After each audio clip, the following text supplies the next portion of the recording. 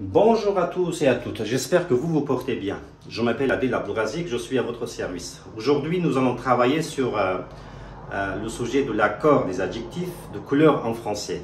J'espère que vous allez me suivre jusqu'à la fin de la vidéo pour que je puisse vous expliquer beaucoup plus en détail. سلام و عرض احترام، امیدوار هستم که جور و صحتمند باشید. عبدالرزاق عدیل هستم در خدمت شما. موضوع درس امروز ماست در ارتباط با توافق صفات رنگی در زبان فرانسه. قسمی که در درس قبلی نیز ما برای شما تشریح نموده بودم در ارتباط با صفات. البته همیشه صفات تابع فاعل تابع مبتدا می باشه. یعنی نظر به تعداد، نظر به جنسیت. اگر یک فاعل ما، یک اسم خاص ما یا مبتدای ما مؤنث می باشه، صفت نیز مؤنث می باشه. اگر مذکر می باشه، صفت نیز مذکر می باشه. اگر مبتدا یا اسم فاعل ما یا اسم خاص ما جمع مذکر می باشه، جمع مؤنث می باشه، صفت هم همون خاصیت داره می باشه. که ما در درس قبلی برای شما خوانده بودیم و امروز روی موضوع صفاتی که مربوط به میریم روی حالت سیومی کار میکنیم. اگر در حالت سیومی میبینیم که چی باشه، یعنی l'adjectif de couleur جمع دیگه صفت آمده باشه. l'adjectif de couleur یعنی صفتی که مربوط به رنگ شود، بعد از اون یک صفت دیگه آمده باشه، جمع autre adjectif باشه. در این حالت هم چی است؟ در این حالت هم مساوی به ام وریابل است، یعنی تغییر ناپذیر است. تغییر ناپذیر است. مثال یک برای شما در اینجا توجه کنین. مثال یک، مثلا چی میگه برای شما؟ د cheveux châtain میگیره. مثلا سیکن د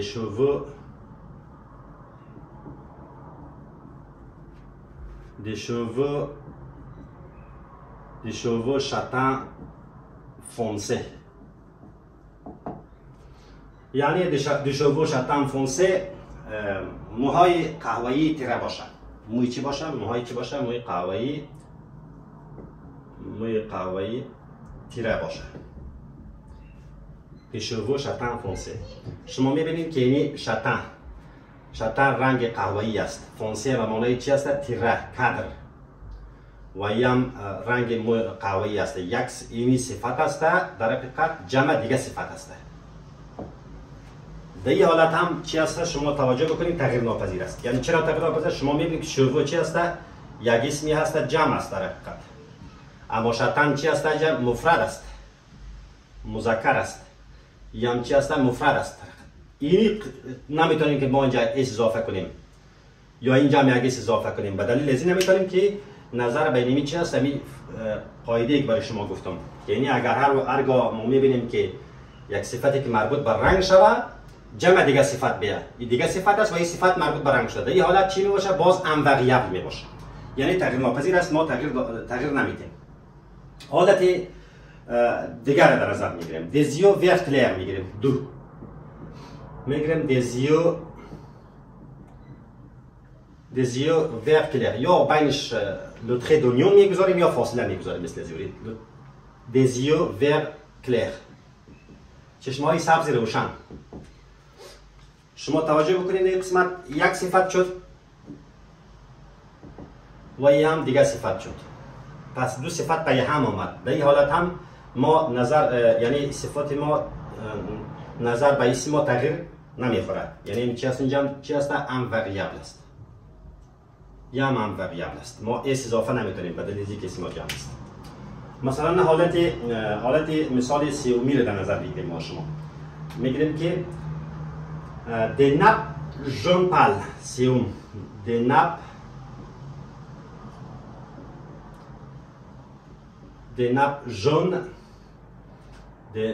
jaune pâle، یعنی سفره های زرد کمرنگ، سفره های زرد کمرنگ. در این قسمت شما توجه بکنید که باز هم شما توجه بکنید که این زرد است، صفتی است که مربوط به رنگ میشه. درست است؟ صفتی که مربوط به چی میشه؟ مربوط به رنگ میشه. جمع همون صفت دیگه آمده. پس در این حالت هم نب چی است؟ در اینجا نب چی است؟ جمع است. اسمی چی است؟ اسمی جمعی مؤنث است.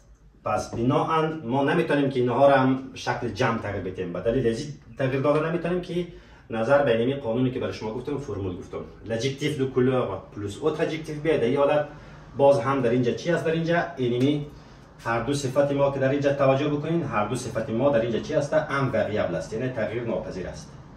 هر وقتی که شما میبینین همین قسم بود شما صفتهای خود جمع نمیکنین یا مثلا حالت تانیث از او در نظر نمیگیرین، حالت جمع تانیث در نظر نمیگیرین، نه به این معنی است که نظر به تعداد و نظر به جنسیت فاعل و مبتدا ما صفات ما تغییر ناپذیر است، تغییر نمیکنه. این حالت دیگه ای بود در نظر گرفته ما شما دوستان. حالا میریم یک حالت دیگر در نظر میگیریم. اگر یک صفتی که مربوط به رنگ باشه جمع اسم شود، یعنی چی میگیریم؟ l'adjectif باشه، l'adjectif de couleur جمع نو. در این حالت هم چی است؟ جمع نو. در این حالت هم چی است؟ ام وریبل است، یعنی ام وریبل است، تغییر ناپذیر است.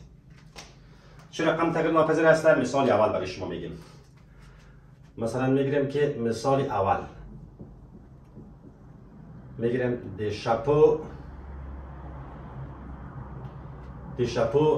میگیریم jaune paille، des chapeaux jaune paille. پای دو معنا داره. پای یکی معنای کاه است، دیگه به معنای نی است. کاه یا نی.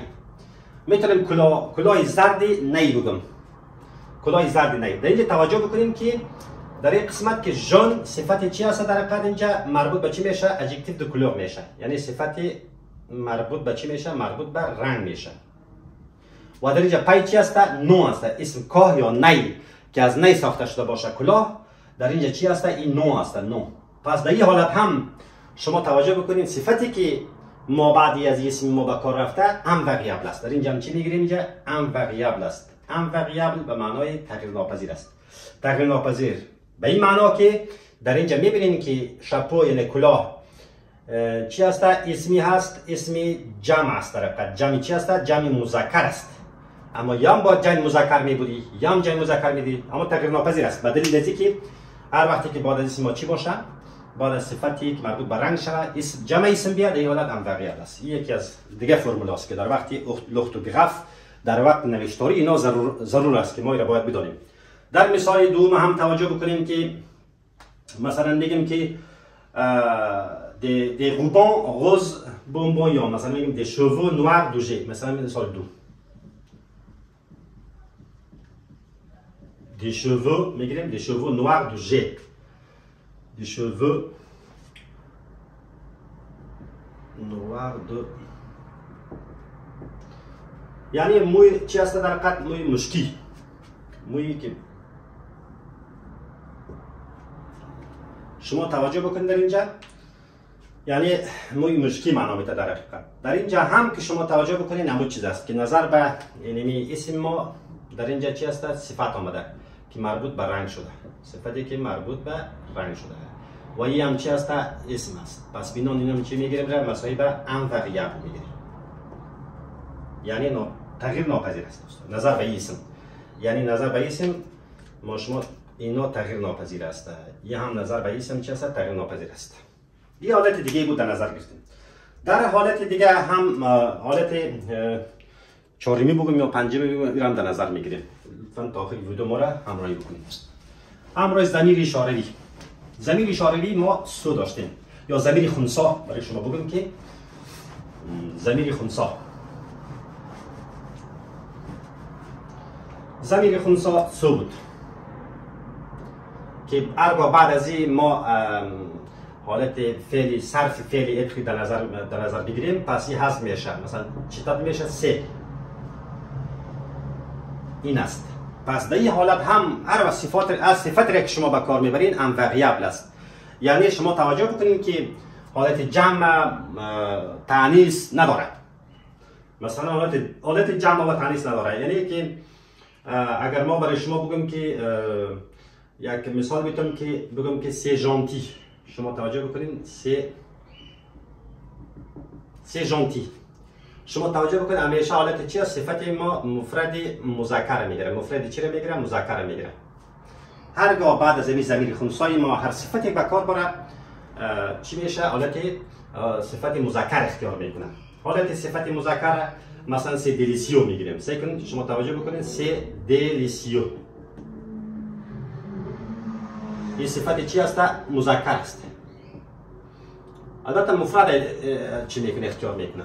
مفرد مذکر همیشه، یعنی ما و شما میتونیم که سو جمع چی است؟ صفت مفرد مذکر.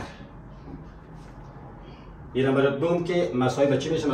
میگیریم ام وریابل است، یعنی تغییر ناپذیر است. نمیتونیم که بعد از سو صفت را به کار بریم حالت مؤنث داشته باشه یا حالت جمع به کار بریم، نمیشه. این همه صفت را که شما در نظر میگیریم، یعنی قسم ما شما چی کنیم؟ استفاده بکنیم. یک مثال در حالت دیگه صفت ها وقتی ام وریابل می باشه، تغییر ناپذیر می باشه که به حیث قید یا حروف اضافی به کار نرفته باشه. به حیث قید و حروف اضافی به کار رفته باشه با عرض نظر. مثلا برای شما میگیم که سعی کنید در اینجا هم ام وریابل است. ال سعی کنید ال parle fort. خیلی گپ میزنه، با صدای بلند گپ میزنه. سعی کنید در این قسمت فور چی است؟ در حقیقت صفت است و در اینجا کی است؟ به حیث چی به کار رفته؟ به حیث قید به کار رفته. اینجا چی است؟ به حیث قید به کار رفته. دوستان توجه بکنید، هر وقتی صفتی ما به حیث قید به کار بره، او چی است؟ ام وریابل است. ام وریابل یعنی تغییر ناپذیر است. شما نمیتونین که اینجا فور بگوین و در اینجا ما چی بتون یک حرف او بدیم، باز بعد از او اس بتون. چرا؟ به خاطر بگم که فاعل ما در اینجا چی است؟ فاعل ما جمع چی است؟ جمع مؤنث است. این اشتباه است در حقیقت. این قسم گفتن میشه. ما به این خاطر ام وریابل است، تغییر ناپذیر است.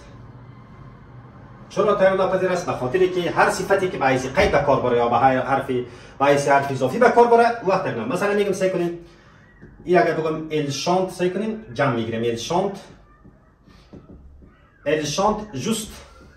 شما توجه بکنید در قسمت اینجا هم که است تغییر ناپذیر است، ام وریابل است. چرا که جوست اینجا به حیث چی به کار نرفته، صفت به کار نرفته. این هم ام وریابل است دوستان. یا مثلا میگیریم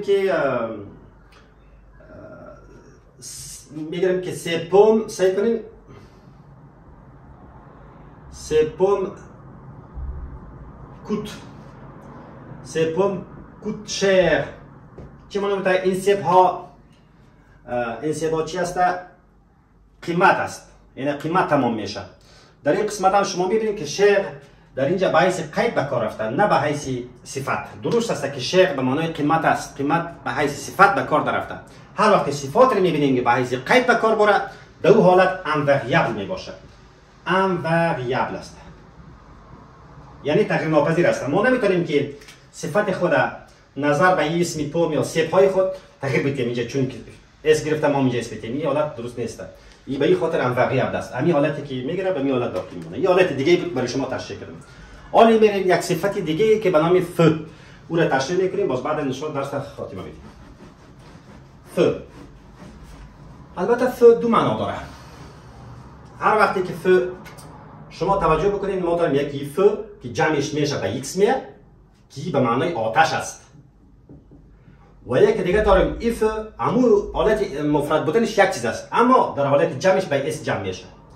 هر وقتی که ایف حالت جمعی از اینها به اس بیه به معنای مرحوم مانند متوفی مرحوم. اینا رو شما میبینید که این چند حالت داره. روی از این میخوایم موضوع صحبت بکنیم برای شما. ف هر وقتی که چی باشه، ما بعد چی باشه، ما بعد ارتیکل به کار بره یا ما بعد دیترمینا به کار بره، در اینجا تغییر پذیر است، وریابل است. منظور من این منظور من نیست دوستا، منظور من از این است.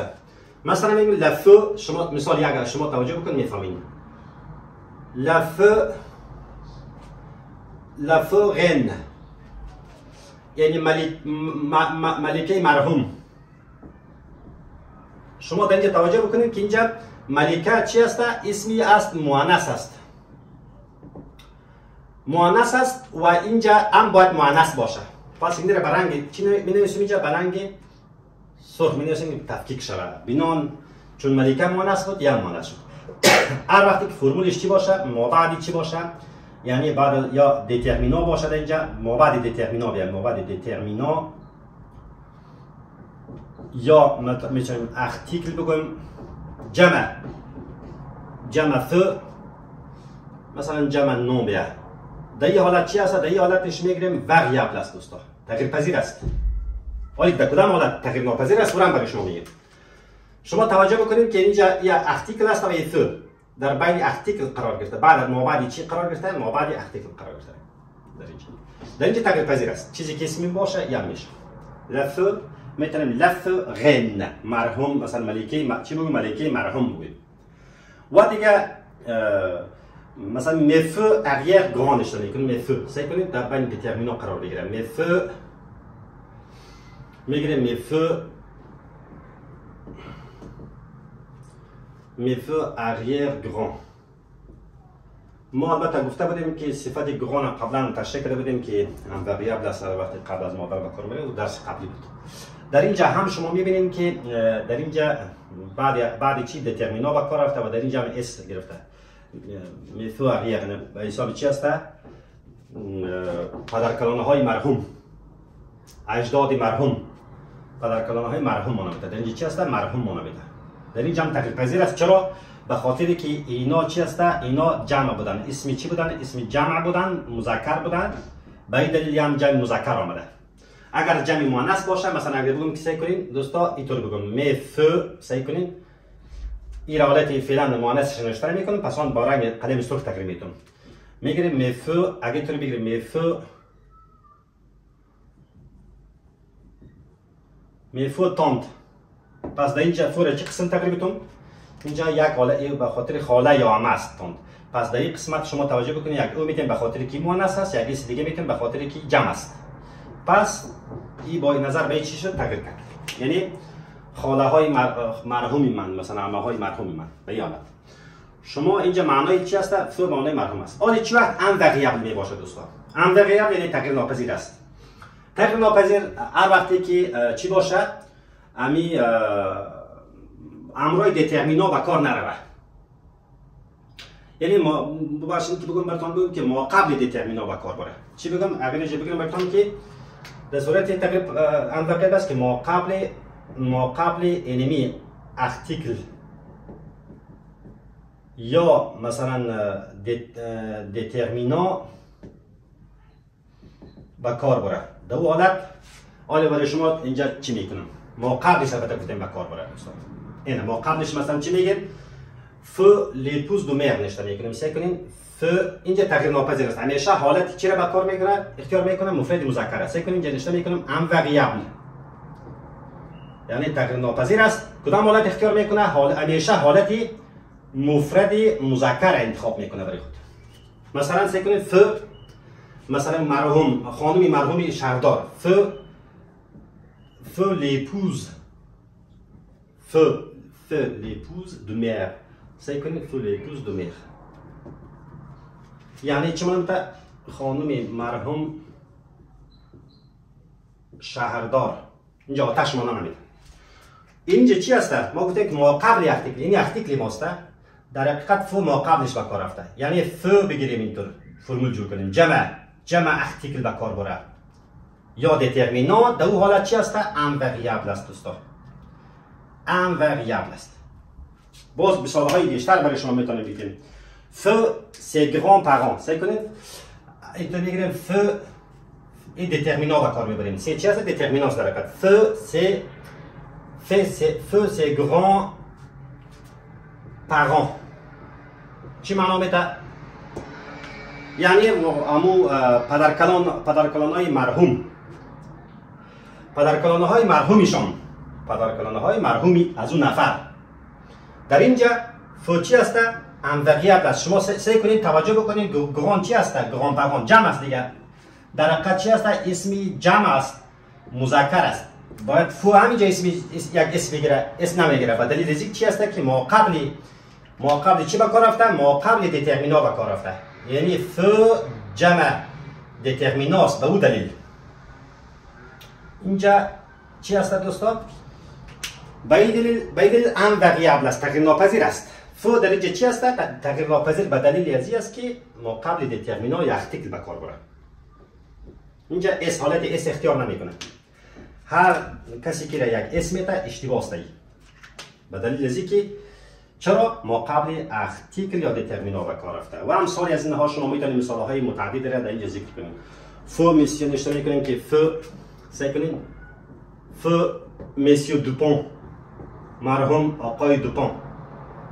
خلاصه هر وقتی که ما قبل ارتیکل دترمینا بیا ان وریابل است. اگر در این فرمول می در این حالت می در بین اسم و در بین ارتیکل دترمینا می در حالت تغییر پذیر است. امیدوار هستم تا این قسمت درس ما را شما درک کنده باشید. دوستان عزیز، کسایی که سوال دارن میتونن در کامنت بنویسن. و السلام علیکم و رحمت الله و برکاته.